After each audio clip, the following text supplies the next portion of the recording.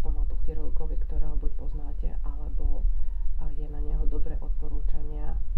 Nie je dobré ísť k nejakým eskamotérom, ktorí nevedia, čo majú robiť, pretože osmičky sú veľmi špecifické zuby. Dokonca som počula, že existujú aj ľudia, ktorí majú deviatky, alebo ktorým rastú deviatky. To si už absolútne neviem predstaviť. Kebyže niečo sa mi také stane, tak to sa už asi zastrelím. No, ale dôležité je tiež naplánovať si zákrok tak, aby ste týždeň predtým a týždeň potom nemali menštruáciu, pretože tie bolesti môžu byť o mnoho väčšie. Najlepšie je tak 2 týždne po menštruácii si naplánovať zákrok, keď má telo najviac sily a keď nemáte tu, ako som spomenula, žiadnu výrozu. Vtedy je to viac menej, vtedy je telo v najlepšej kondícii a môže v podstate tento zákrok zvládnuť. Ak máte menštruáciu, absolútne sa to neodporúča, pretože tá strata krvi aj počas operácie, aj počas menštruácie je väčšia a samozrejme aj tá bolestivosť alebo náchylnosť na bolestivosť je väčšia a vtedy sme my ženy osobne oveľa citlivejšie. Mňa dokonca niekedy aj pobolievajú zuby, keď mám menštruáciu, takže ja by som osobne do toho nešla. Samozrejme je iný prípad, ak je to veľmi akutné a už nemáte inú šancu, tak to musíte prežiť. Takže dobre je si to naplánovať tak, aby ste nemuseli ísť už v veľmi urgentnom stave, lebo ten sa už veľmi ťažko liečí. Čo ma ešte napadlo také špecifické, no nie je to špecifické, hodinu po zákroku alebo 2 hodiny po zákroku by ste samozrejme nemali jesť ani piť, pretože si necítite tú celú sánku a neodporúča sa ani piť so slamkou, pretože si môžete vycucnúť tú krvnú zrazeninu a keď náhodou by ste si ju vycucli, tak môže vzniknúť to suché lôžko a to suché lôžko sa veľmi ťažko hojí a vyžaduje si lekárske ošetrenie. Takže neodporúčam ani piť so slamkou, ale piť normálne sančeka na druhej strane a všetky tie mixované nápoje alebo tie nutridrinky tiež a piť z pohára na druhej strane, aby tá krvná zrazenina ostala. Lebo keď neostane, tak je to fakt ako problém a ja som osobne zažila aj suché lôžko a museli mi vychnúť do rany a otvoriť ju naspäť, aby sa tá krvná zrazenina otvorila a poviem vám, že to bolo ešte horšie ako trhanie zubov a to by ste nechceli zažiť. Takže treba si na to dávať pozor.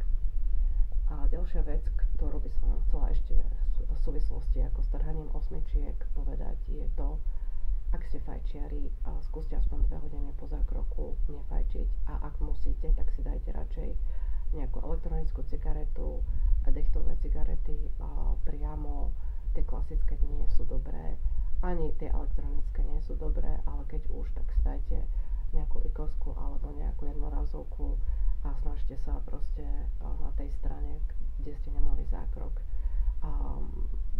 to nejako potiahnuť, veľa toho aj tak neucítite, ale tá myseľ alebo tá psychika trošku vám to pomôže sa ukloniť. No a čo sa týka takých ďalších ukloňovákov, neodporúčam žiadne lieky od babky, žiadne Neuroly, žiadne Xanaxy a niečo také pred zákrokom, pretože ten doktor musí s vami spolupracovať aj s tou sestričkou odbornou a keď vy tam budete proste skúviňať a skapínať na tom kresle a zaspávať, tak to absolútne nepomôže nikomu. A radšej si urobiť ráno sa najesť a urobiť si medovkový čaj na upokojenie. Toto vám pomôže viac ako nejaké benzodiazepíny, ktoré navyše sú veľmi návykové a vôbec neprospievajú človeku. Takže tomu sa vyvarujte. Asi toľko. Samozrejme je veľmi príjemné, keď po zákroku máte niekoho, kto sa o vás postará. Ak nemáte niekoho, kto sa o vás postará, puste si aspoň nejaký príjemný film, alebo prečítajte si nejakú príjemnú knihu, alebo si pospite, alebo ja neviem, proste urobte si nejakú radosť, objednajte si niečo z e-shopu. Ja som po skončení zákroku natrafila hneď vedľa budovy stomatochirurgickej kliniky na parfémy na oblečenie, kde som si kúpila 3 najnovšie parfémy na pranie, ktoré ma potešili v ten deň.